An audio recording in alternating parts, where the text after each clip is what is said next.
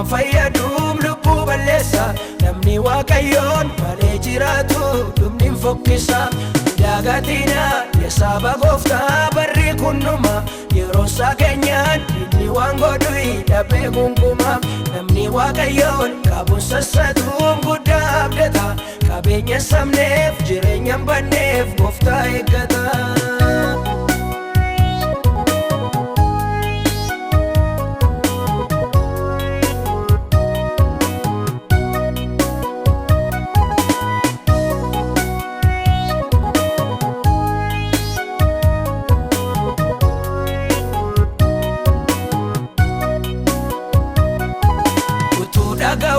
namni maafinu batuu dubbicha jireenya darbuu duukaa wal cabsaa jira odidicha darbuutti jira biyyi lafa kuniin ariifata nama sassataaf nama dagataa salphaatti argata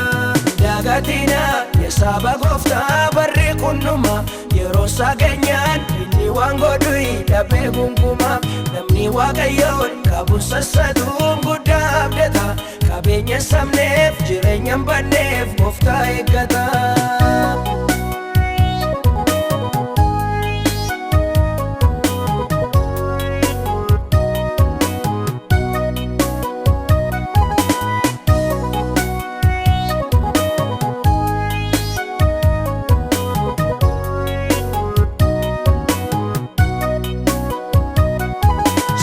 Jaasisiin coomii biyyi lafa murmuratu namni waaqayyoo akka bubbuluyyuu hin huqqatu akkuma kanaatti bifa isaa gubbaarraan calaqqisa ulfina qabaa karaarra deemoo dukkaana ibsa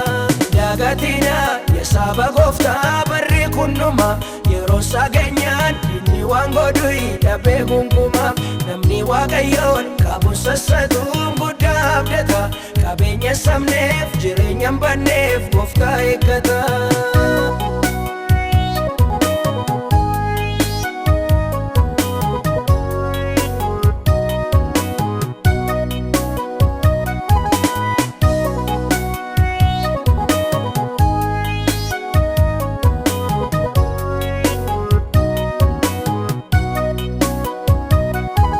ittiin hirmaatiin dhangaa biyyi lafa qopheeffatu namni waaqayyoo toofoo lama keessa hin sooratu homaa hin jedhuun namoota baay'ee galaafateera kan birmaadummaa karaa Daani'eel qabaadhu adaraa dagatina ya saba gooftaa barri kunnuma yeroo isaa keenyaan inni waan godhu hidhabee gungumaa namni waaqayyoon qabuun sassatuun guddaa abdata qabeenya sabneef jireenya hin banneef gooftaa eeggata.